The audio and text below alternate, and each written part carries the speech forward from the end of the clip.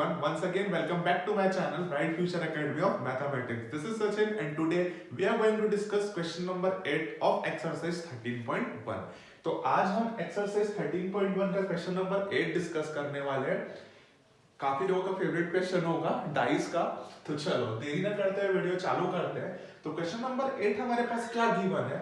A die is thrown 3 times. क्या बोल रहा है? एक डाई को हमने कितने बार थ्रो किया है? तीन बार. ठीक है, 3 टाइम्स. हमको क्या फाइंड आउट करना है? हमारे पास कंडीशन दी हुई है, फर्स्ट कंडीशन की जो इवेंट ई है उसमें क्या हो रहा है कि 4 appears on the third toss. तो ऐसे टर्म्स आएंगे इवेंट ई में जिसमें उसके थर्ड टॉस में कौन सा नंबर होगा? 4 होगा. ठीक, हम डाइस सभी जानते हैं. डाइस में क्या होते हैं? 1 2 3 4 5 6 तक नंबर होते हैं.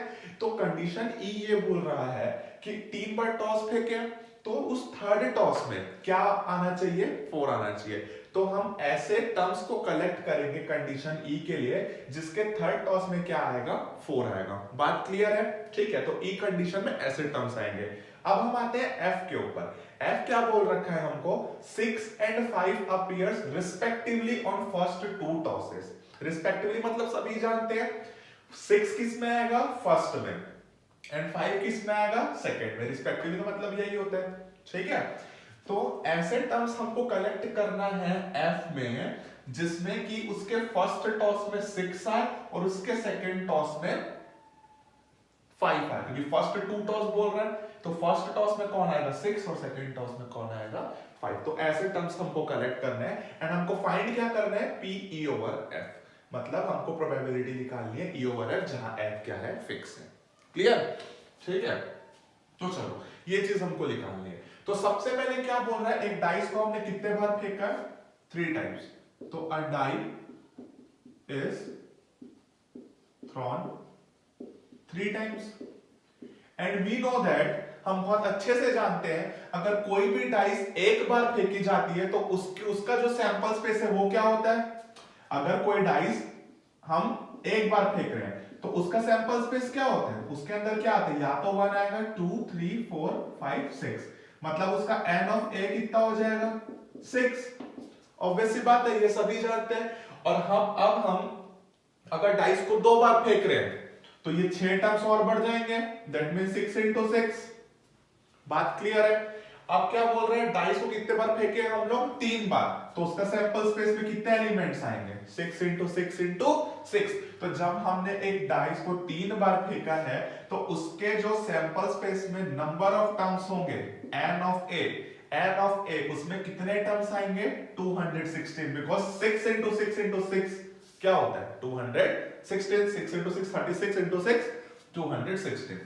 तो हमको ये पता चल गया कि उसके सैंपल स्पेस में कितने नंबर ऑफ टर्म्स होंगे?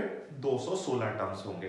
तो क्या उसका सैंपल स्पेस बनाना हमारे लिए पॉसिबल है? यहाँ पर क्या हम 216 एलिमेंट के लिए सैंपल स्पेस ड्रॉ कर सकते हैं? नहीं बना सकते. हेड और टेल का लास्ट वीडियो का जो कॉन्सेप्ट था उसके जो हमने जब हेड और टेल को 3 बार किया था तो उसमें क्या आ रहे थे?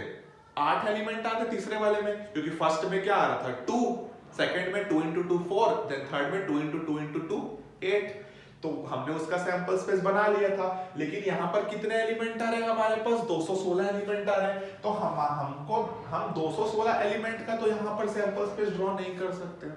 ठीक है, तो अब हम क्या करेंगे? हमको पता चल गया कि नंबर ऑफ एलिमेंट, इसलिए हमने डायरेक्ट नंबर ऑफ एलिमेंट निकाल लिए. क्योंकि जब हम ई ओवर एफ निकालते हैं प्रोबेबिलिटी तो हमको टोटल नंबर ऑफ टर्म्स का तो काम होता ही है. तो ये बात आई थिंक आपको क्लियर हो गई होगी. ठीक है, लेकिन मैं आपको रफ में बता सकता हूं कि उसका किस हिसाब से बनेगा. देखो चलो एक बार देख लेते हैं. लेकिन 216 टर्म्स तो मैं यहाँ नहीं लिख सकता, लेकिन वो सैंपल स्पेस कैसा होता है वो हम देखते हैं. ठीक है, सैंपल स्पेस ऑफ ई. मैं सपोज करता हूं पहले में कोई 1 आया हो, दूसरे में भी 1 आया हो, तीसरे में भी 1 आया हो सकती है ना प्रोबेबिलिटी. दूसरा क्या हो सकता है? पहले में 1 आया हो, दूसरे में 2 आया हो, इसमें 2 आया हो. इस तरीके से ये चलते रहेगा. लेट सपोज करता हूं यहां पर 2 आया हो, यहां 1 आया हो, देन यहां पर 1 आया हो. तो इस तरीके से मतलब 216 टोटल नंबर ऑफ टर्म्स आएंगे इसके लिए. किसके लिए?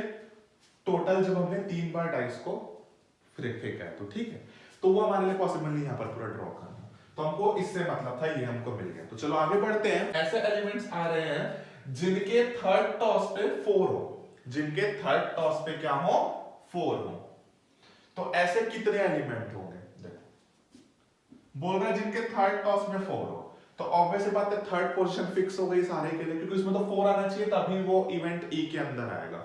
तो हो सकता है पहले में 1 आया हो सकता है, नहीं हो सकता, हो सकता है दूसरे में 1 आया हो, इसमें 4 आया हो, ठीक है।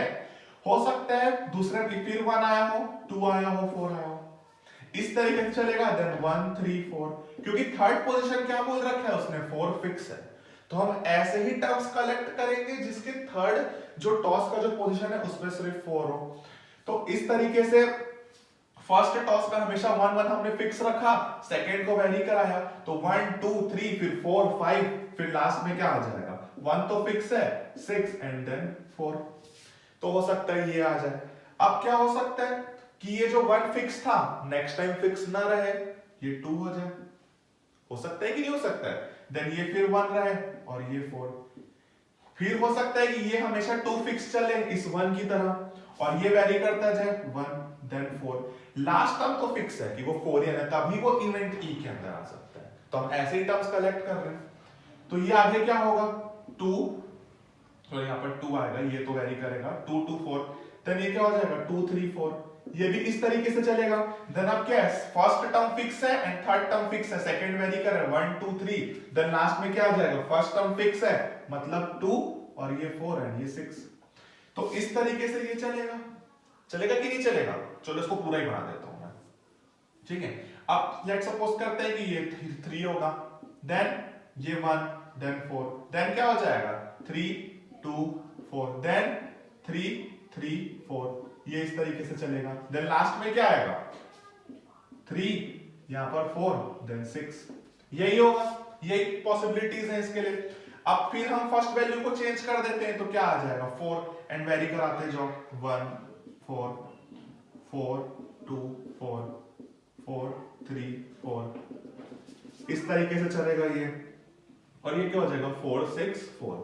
तो इस तरीके से अब यहां पर 5 आएगा, आएगा कि नहीं, बना ही देते हैं पूरा। 5 1 4 है ना, 5 2 4 5 3 4, ये चलता चलेगा 5 5 4, यही होगा। अब क्या बचा लास्ट, प्रोबेबिलिटी क्या हो सकती है उसकी 1 2 3 4 और 5, और लास्ट क्या हो सकता है 6 हो सकता है बस, है ना। तो ये कर लो, देन 6 2 4, ये इस तरीके से चलेगा। देन यहां पर क्या आएगा 6 6 6, यही हो सकती है लास्ट 6 6 एंड 4, 6 6 एंड 4, यही हो सकता है। होगा कि नहीं होगा, तो देखो टोटल प्रोबेबिलिटी कितनी है, टोटल टर्म्स कितने हैं ई कंडीशन के अंदर, 1 2 3 4 5 6। तो एक लाइन में कितने हैं 6 हैं, और टोटल कितनी लाइन है 1 2 3 4 5 6। दैट मींस यहां 6 और यहां पर 6, तो इसके जो एन ऑफ ई होगा वो कितना हो जाएगा, टोटल कितने टर्म्स आ रहे हैं इसमें 6 into 6 मतलब 36 टर्म्स। तो हमको एन ऑफ ई भी मिल गया। आई होप ये समझ आया होगा, ठीक है। तो ये किस तरीके से चल रहा है, पूरा बना के दिखा दे, पूरा बनाने की जरूरत नहीं है, क्या बना भी सकते हो, आपके ऊपर है वो। तो आई थिंक समझ आया होगा। तो ई की जो पॉसिबिलिटीज थी फेवरेबल आउटकम्स वो 36 थे। हमने ये काम भी अपना यहां पर कंप्लीट कर लिया, एन ऑफ ई निकालकर। अब हम बात करते हैं एफ की। अब हम किसकी बात करेंगे, एफ की। तो एफ में ऐसे टर्म्स आ रहे हैं जिनके फर्स्ट 2 टॉस फिक्स हैं, जिसके फर्स्ट में आ रहा है 6 एंड सेकंड में आ रहा है 5। तो ऐसे टर्म्स हमको कलेक्ट करने हैं जिनके फर्स्ट में है 6 और सेकंड में क्या है 5। तो चलो इसमें से थोड़ा देख लेते हैं। जिसके क्या है फर्स्ट में 6 है एंड सेकंड में 5 फिक्स है, ठीक है। तो ऐसे जो टर्म्स हैं वो कितने होंगे ये हमको निकालना है। तो कितने होंगे भाई, देखो चलो इसकी भी बना ही लेते हैं एफ की। तो हमारा एफ के अंदर कितने एलिमेंट्स आ रहे हैं ये हम देखते हैं। तो पहले में आ रहा है 6 और दूसरे में क्या आएगा 5, ये बोल रखा है इसने। थर्ड में कुछ भी आ सकता है, थर्ड टॉस में कुछ भी आ सकता है। तो हो सकता है 1 आ जाए, यही होगी उसकी पॉसिबिलिटी। अब फिर बोल रहा है कि ये दोनों फिक्स है, तो हो सकता है इसमें 2 आ जाए। अब फिर ये बोल रहा है कि ये दोनों फिक्स है, तो हो सकता है उसमें 3 आ जाए, ठीक है। अब फिर यही बात, तो हो सकता है उसमें 4 आ सकता है, या तो हो सकता है उसमें 5 आ जाए थर्ड पोजीशन में, या तो हो सकता है उसमें 6 आ जाए। तो जो प्रोबेबिलिटी, जो नंबर ऑफ आउटकम्स होंगे एफ के, वो तो यही हो सकते हैं। बात क्लियर है, क्योंकि फर्स्ट 2 पोजीशन फिक्स है, सिर्फ थर्ड को वेरी कर रहा है। आई थिंक ये भी क्लियर होगा। तो भैया टोटल जो डाइस में होते हैं वो तो 6 ही नंबर होते हैं, तो यहाँ पर थर्ड जो पोजीशन होगी वो वेरी करेगी 1 से 6 तक, शॉर्ट फॉर्म क्लियर हो गई। तो एन ऑफ एफ कितना हो जाएगा, यहाँ से कितने एलिमेंट्स आ रहे इसके अंदर, 1 2 3 4 5 6, तो एन ऑफ एफ कितना हो गया यहाँ से हमारा 6। तो हमने ये टास्क भी अपना कंप्लीट कर लिया। अब हम फाइनल आते हैं, हमको क्या निकालना है, probability of E over F. हमको क्या निकालना है, probability of E over F. तो यहां आ जाओ, तो probability of E over F का फॉर्मूला फिर लिख देता हूं, क्या होता है, probability of E intersection F divided by probability of F, यही होता है। देन एन ऑफ एफ हमको मिल चुका है, तो पी ऑफ एफ कितना हो जाएगा, यहां से number of outcomes divided by total, total कितना है 216, ये क्लियर हो गई। तो P ऑफ F भी हमको फॉर्मूले का मिल गया, हमको चाहिए P E इंटरसेक्शन F, हमको कौन चाहिए P E इंटरसेक्शन F। तो सबसे पहले E इंटरसेक्शन F बना लेते हैं भाई, E इंटरसेक्शन F में कौन आएगा, तो चलो यहां बनाते हैं, E इंटरसेक्शन F में कौन आएगा। तो E इंटरसेक्शन F में ऐसे एलिमेंट्स आएंगे जो E में भी हो, जो F में भी हो। तो ये रहा E का सैंपल्स, E के आउटकम्स, और ये रहा F के, तो जो दोनों में कॉमन हो वही आएगा। अब देखो, शॉर्ट पूरा ढूंढने की जरूरत नहीं है, एक एक आपको थोड़ा सा दिमाग लगाना है। वो कैसे, ई में कौन से टर्म्स आए हुए हैं, जिनके लास्ट में 4 हो, जिनकी लास्ट पोजीशन फिक्स हो, तो भैया उसमें जिसकी लास्ट पोजीशन 4 होगी वही तो इन दोनों में कॉमन होगा, और कुछ तो कॉमन हो ही नहीं सकता ना, क्योंकि इसकी तो थर्ड वाले जो पोजीशन है वो तो फिक्स है कि नहीं है। तो ऐसा टर्म वहां पर देख लो जिसकी थर्ड पोजीशन में 4 हो, वही उन दोनों के इंटरसेक्शन में आएगा, और तो कोई आ ही नहीं सकता।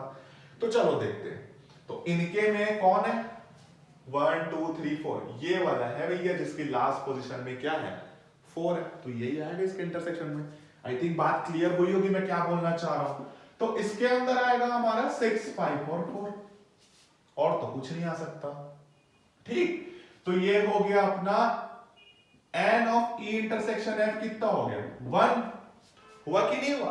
तो P of E intersection F कितना हो जाएगा, favourable outcomes divided by again total, that means favourable outcomes 1 and then total is equals to 1 upon 216। तो ये हो गया, एंड ये हमारी वैल्यू आ गई, पुट कर देते हैं इधर। मैं थोड़ा इधर उधर लिखता हूं, उसके लिए माफी चाहूंगा, तो आई होप समझ आ रहा होगा। तो चलो वैल्यू पुट कर लेते हैं। P of E intersection F की वैल्यू कितनी आई, 1 divided by 216 divided by P of F की वैल्यू कितनी आई है 6 डिवाइडेड बाय 216। बात क्लियर। अब देखो 1 divided by 216 into 216 divided by 6, number पर हट जाएगा, सभी जानते हैं, ये कैंसिल हो गया। तो हमारा फाइनल आंसर कितना आ गया 1/6। फाइनल आंसर कितना आया 1/6। तो आज का ये क्वेश्चन था हमारा डाइस का, थोड़ा सा लेंथी है बट प्रैक्टिस में आ जाएगा। प्रैक्टिस में क्या, सारा चीज डिफाइन किया है मैंने, सारी चीज धीरे धीरे समझाई है।